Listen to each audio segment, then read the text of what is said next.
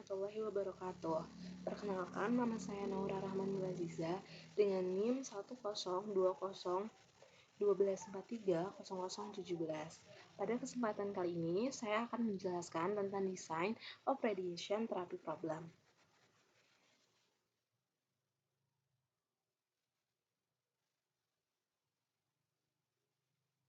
Di sini ada teks Design of Radiation Therapy. Mary has just been diagnosed as having a cancer at a fairly advanced stage. Specifically, she has a large malignant tumor in the bladder area, a gallbladder lesion. Mary is to receive the most advanced medical care available to give her every possible chance to survival. This care will include extensive radiation therapy. Radiation therapy involves using an external beam treatment machine to pass ionizing radiation through the patient's body, damaging both cancerous and healthy tissue. Each beam delivers more radiation to the tissue near the entry point than to the tissue near the exit point. Scatter also causes some delivery of radiation to tissue outside the direct path of the beam, because tumor cells are typically microscopically interspersed among healthy cells. The radiation dosage throughout the tumor region must be large enough to kill the malignant cells, which are slightly more radiosensitive, yet small enough to spare the healthy cells. The goal of the design is to select the combination of beams to be used and the intensity of each one to generate the best possible dose distribution. Once the treatment design has been developed, it is administered in many installments, spread over several weeks. To illustrate how the artificial variable technique deals with functional constraint in form, we will use the model of design Mary's radiation therapy. Di sini ada datanya, the data for the design of Mary's radiation therapy. Ada areanya, di sini ada healthy anatomy, ada critical issue, ada tumor region, sama ada center of tumor. Di poin pertama ada fraction of entry dose absorbed by area. Average-nya beam 1 itu ada 0,4 di healthy anatomy, lalu ada 0,3 di critical tissue, ada 0,5 di tumor region, ada 0,6 di center of tumor, lalu selanjutnya di beam 2 itu ada 0,5 di healthy anatomy, ada 0,1 di critical tissues, ada 0,5 di tumor region, dan ada 0,4 di center of tumor. Nah, selanjutnya di sini ada tabel tentang restriction on total average dosage kilorats. Ini minimize healthy anatominya, lalu ada kurang dari sama dengan 7 di critical tissues, lalu ada sama dengan 6 di tumor region, terus ada lebih besar sama dengan 6 di center of tumor. Lalu selanjutnya di sini ada design of radiation therapy. Nah, sekarang ini kita akan mengubah model bersama yang telah dirumuskan pada slide sebelumnya. Kita akan ubah menjadi dari tabel informasi yang tadi, kita akan menemukan bahwa X1 itu the dose of entry point for beam 1. Nah, lalu X2-nya ini the dose at the entry point for beam 2. Meminimumkan Z dengan Z itu sama dengan 0,4 X1 ditambah 0,5 X2. Dengan pembatasnya yaitu yang pertama ada 0,3 X1 ditambah 0,1 X2 lebih kecil sama dengan 7. Lalu 0,5 X1 ditambah 0,5 X2 sama dengan 6. lalu 0,6x1 ditambah 0,4x2 lebih besar sama dengan 6, dan x1 serta x2-nya itu lebih besar dari 0. Nah, lalu selanjutnya di sini kita akan mengubah model persamaan yang tadi yang telah dirumuskan pada saat sebelumnya ke dalam bentuk standar. Tujuannya apa sih? Tujuan utamanya itu adalah untuk memenuhi persyaratan metode simplex, yaitu memastikan bahwa seluruh kendala fungsional diubah menjadi persamaan atau menggunakan tanda sama dengan seperti yang dicontohkan di slide ini. Nah, selanjutnya kita coba lihat ke yang pembatas yang pertama.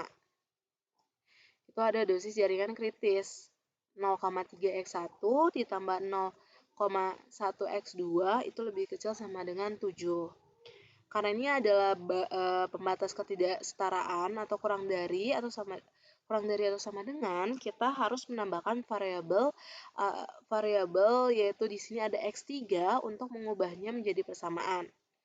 Sehingga kita peroleh 0,3x1 ditambah 0,1x2 ditambah x3 itu sama dengan 7.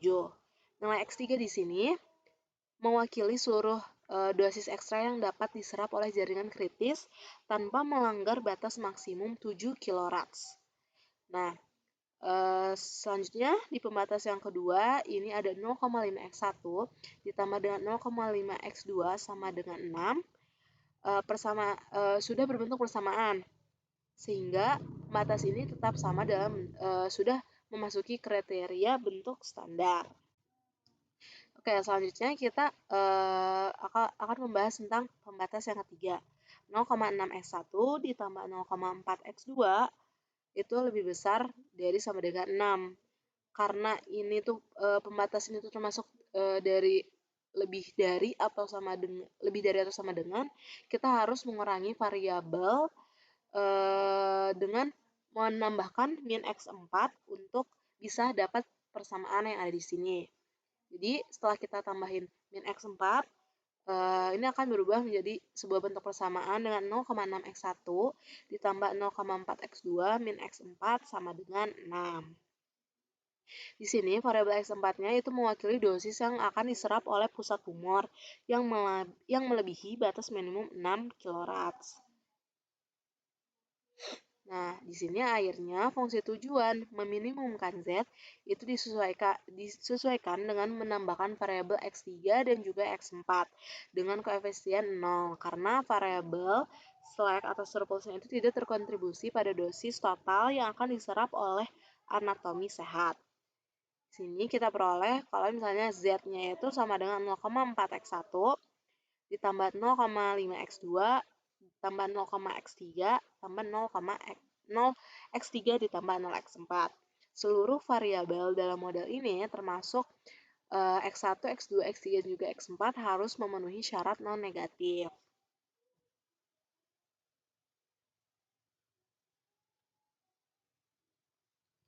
Nah, lalu setelah kita dapat bentuk standarnya, langkah selanjutnya adalah menciptakan atau membuat bentuk kanonik.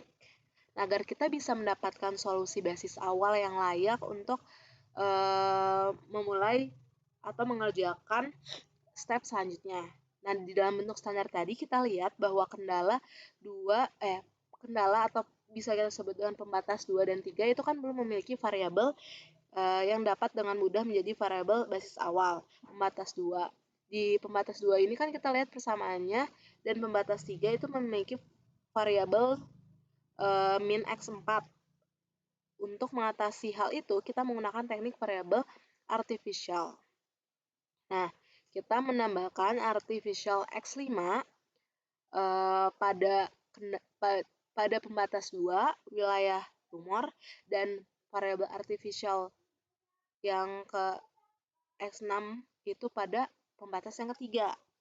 Variabel artificial ini hanya berfungsi sebagai basis awal dan harus diubah bernilai menjadi 0 pada solusi optimal. Nah, karena tujuan kita awalnya sebelumnya itu untuk meminimumkan Z, kita harus memberikan penalti yang sangat besar pada variabel artifisial ini agar mereka segera keluar dari basis. Kita melakukannya dengan menambahkan M atau sebuah bilangan positif yang sangat besar sebagai koefisiennya dalam fungsi tujuan. Sehingga nanti kita peroleh Z itu sama dengan 0,4 X1 ditambah 0,5 X2 plus 0x3 plus 0x4 plus mx5 plus mx6.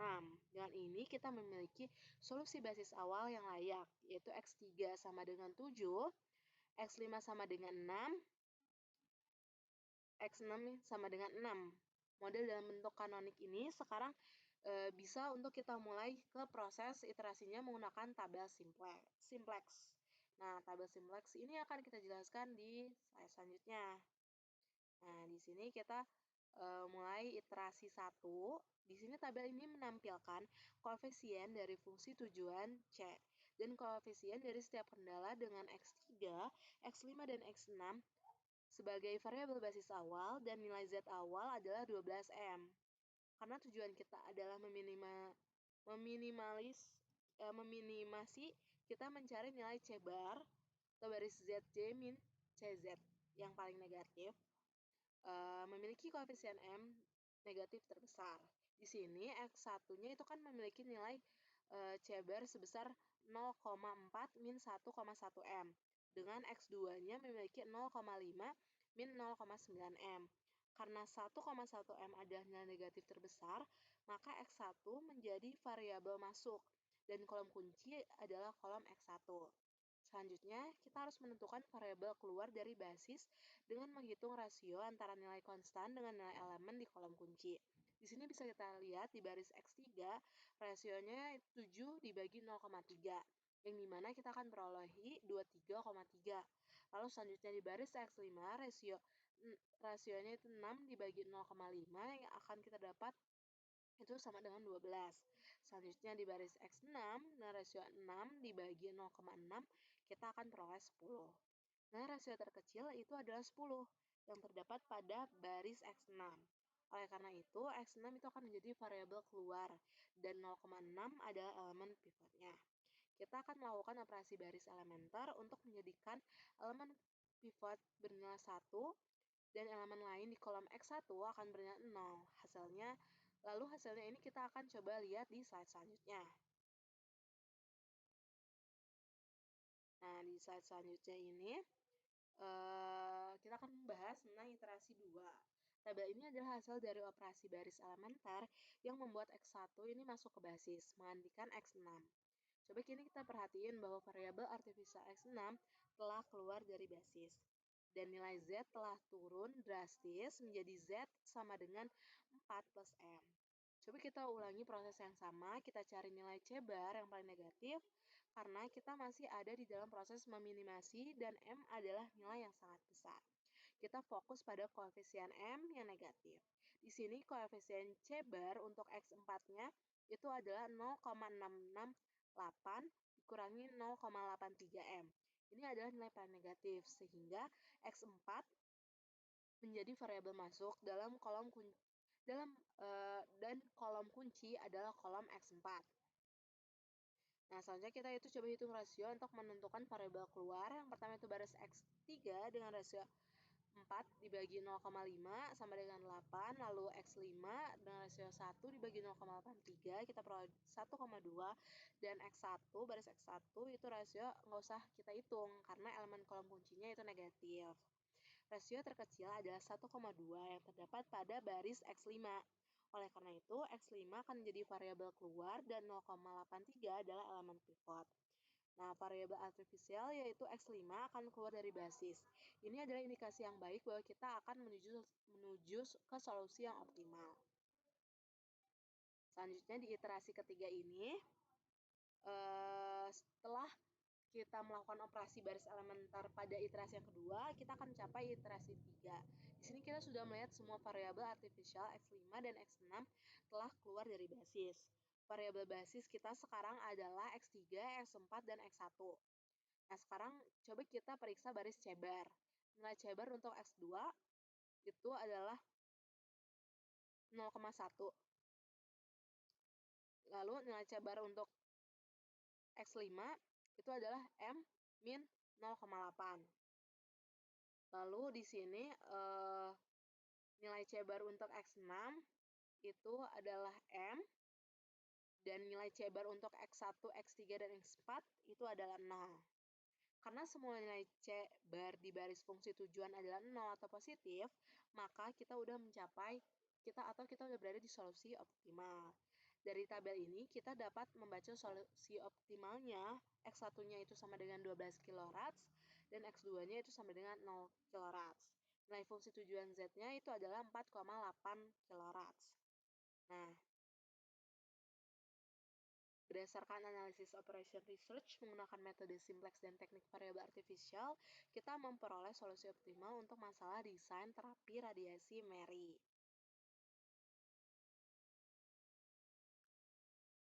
Nah, di sini.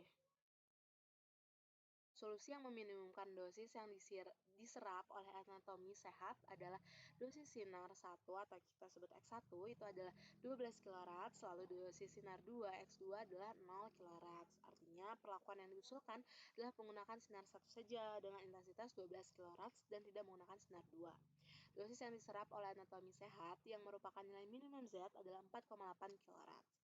Solusi ini memastikan bahwa seluruh kendala kritis terpenuhi, termasuk batas maksimum untuk jaringan kritis dan dosis yang diperlukan di wilayah tumor dan juga pusat tumor sambil meminimalkan kerusakan pada jaringan sehat di sekitarnya. Mungkin cukup sekian penjelasan dari saya. Wabillahi taufiq wal hidayah. Wassalamualaikum warahmatullahi wabarakatuh.